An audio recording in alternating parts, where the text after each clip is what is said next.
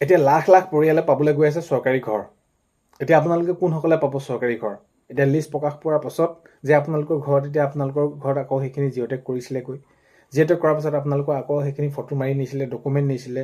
তো এতিয়া কোনসকলে পাব? কি হ'ব? চৰকাৰী ঘৰৰ আপোনালোকে দিয়াৰ নামত আগতে পূৰ্বতে কি হয়, যিসকলে পাব লাগে তেওঁলোকে নিদিয়ে, বেলেগক দিয়ে। চৰকাৰী ঘৰ আহে যদি 10টা, যিসকলে পাব লাগে তেওঁলোকক নাপায়, বেলেগক দিয়া হয়। তো এতিয়া এইবাৰ এইখিনি এনেকুৱা হ'ব নেকি? আগন্তুক এতিয়া আপোনালোকে চৰকাৰী ঘৰ পাবলৈ গৈ আছে। মাননীয় মুখ্যমন্ত্ৰী মহোদয়ে এই সন্দৰ্ভত জনাইছে যে এতিয়া কোনসকলে পাব, কি হ'ব। এতিয়া আপোনালোকৰ জিঅ'টেক হ'ল যদি তেনেহ'লে আপোনালোকে কোনসমূহ কাম কৰিব লাগিব, কেনেকৈ গম পাব, কি হ'ব, সকলোখিনি কথা আজি এই ভিডিঅ'ৰ জৰিয়তে জনাম। চ' আছামিজ ব্লগৰ পিকে টিউব চেনেলৰ নতুন এটা ভিডিঅ'লৈ আপোনালোক সকলোকে স্বাগতম জনাইছোঁ। আশা কৰিছোঁ নিশ্চয় আপোনালোক সকলো ভালে আছে, ভালে থাকক, ভালে থকাটো বিচাৰোঁ। ভিডিঅ'টো বহুত বেছি দীঘলীয়া নহয়, শেষলৈকে চাব বুলি আশা কৰিছোঁ। বহুত বেছি গুৰুত্বপূৰ্ণ। আৰু শেষত আপোনালোকে ভিডিঅ'টো চাই আপোনালোকৰ মতামত কমেণ্টৰ জৰিয়তে জনাবলৈ নাপাহৰিব। আৰু এইখিনিতে আপোনালোকক সদায় কোৱাৰ দৰে চেনেলটোলৈ যিসকল নতুনকৈ আহিছে আপোনালোক চেনেলটো ছাবস্ক্ৰাইব কৰাৰ লগতে কাষতে থকা বেল আইকনটো প্ৰেছ কৰি অল কৰি থ'ব, যাতে নতুন এটা ভিডিঅ' দিয়াৰ লগে লগে আপোনালোকে আগতীয়াকৈ চাবলৈ পায়। যদি ভিডিঅ'টো চাই ভাল পায় লাইক এটা কৰি দিব আৰু শ্বেয়াৰ কৰি দিব বুলি আশা কৰিলোঁ। এতিয়া বহুতে এইটো জানিব বিচাৰিছিলে, পূৰ্বতে যিসমূহ ঘৰ 3 লাখতকৈ অধিক ঘৰ দিয়া হ'ল, তাৰ পিছৰ পৰ্যায়ত আকৌ ৱেইটিং লিষ্ট আছে নেকি, ছেকেণ্ড লিষ্ট আছে নেকি, বা দিব নেকি? তো এইখিনি ক্ষেত্ৰত স্পষ্টকৈ জনাব বিচাৰিছোঁ যে আপোনালোকক মাননীয় মুখ্যমন্ত্ৰী মহোদয়ে জনালে, যেতিয়া যিখিনি এতিয়া প্ৰায় 2-3 মাহ আগত দি গ'ল লিষ্টত, তেনেদৰে চৰকাৰী ঘৰ পালে তেওঁলোকে, তো সেইখিনিতে সীমাবদ্ধ হৈ গ'ল, শেষ হৈ গ'ল।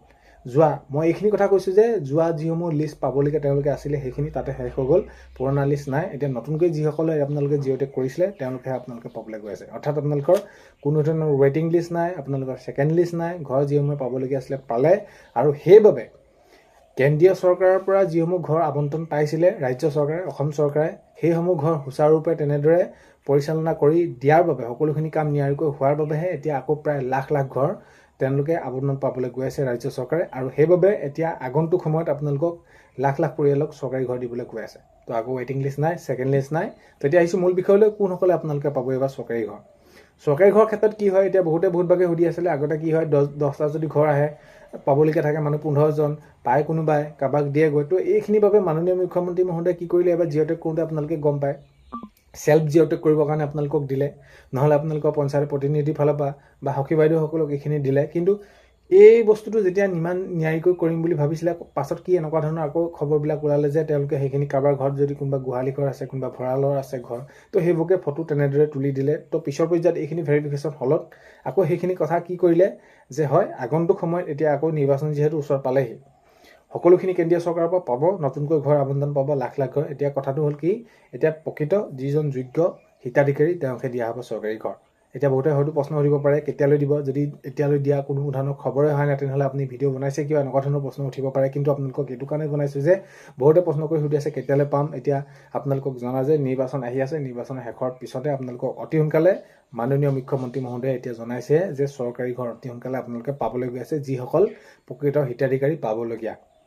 সকলোখিনি ভেৰিফিকেশ্যন আকৌ ফিল্ডত কৰিব, ব্লক পৰ্যায়ৰ পৰা আপোনালোকক সেইখিনি তেনেদৰে কমিটি গঠন কৰি দিব। গঠন কৰাৰ পাছত আপোনালোকৰ ঘৰত আকৌ ফিল্ডত আপোনালোকে চাব প্ৰকৃততে আপোনালোকে ঘৰ পাবলগীয়া হয়নে নহয়।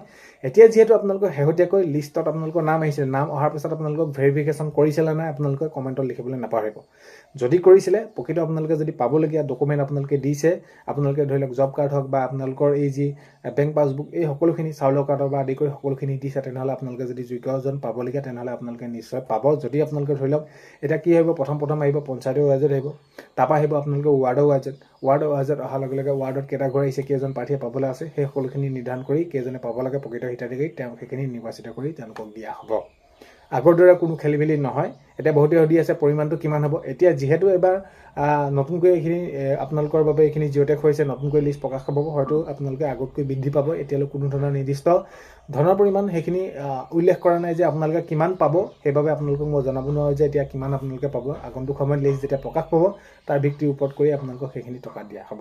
এতিয়া কথাটো হ'ল কি, যোগ্যজনে যিজনে পাবলগীয়া আছিলে পাব। এতিয়া ধৰি লওক আপোনালোকে যি সময়তে আপোনাৰ নামটো আহিছে আৰু যিসমূহ জিঅ'টেক কৰোঁতে ধৰি লওক এতিয়া ধৰি লওক কাৰোবাৰ ঘৰ পকী আছিলে, তাৰমানে গোহালি ঘৰ দিলে, কাৰোবাৰ খেৰৰ ঘৰ দিলে, তো সেইসকলে নাপায়, সেইসকলক বাদ পেলাই দিব। কাৰণ কেলৈ স্পষ্টকৈ জনাইছে মাননীয় মুখ্যমন্ত্ৰী মহোদয়ে, যিসকলে যোগ্য পাবলগীয়া হিতাধিকাৰী তেওঁলোককে এইখিনি চৰকাৰী ঘৰ দিয়া হ'ব।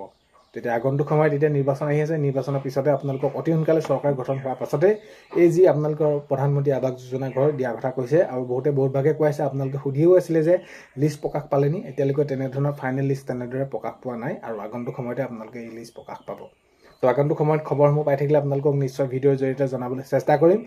আজি এই ভিডিঅ'টো শেষলৈকে চাই থকাৰ বাবে বহুতেই বেছি ধন্যবাদ। ভিডিঅ' আপোনালোকক প্ৰথমতে কোৱাৰ দৰে চেনেলটোলৈ যদি আপোনালোক নতুনকৈ আহিছে চেনেলটো ছাবস্ক্ৰাইব কৰাৰ লগতে কাষতে থকা বেল আইকনটো প্ৰেছ কৰি অল কৰি থ'ব, যাতে নতুন এটা ভিডিঅ' দিয়াৰ লগে লগে আপোনালোকে আগতীয়াকৈ চাবলৈ পায়। আজিলৈ মানে অন্য এটা ভিডিঅ'তে লগ পোৱাৰ আশাৰে পায়।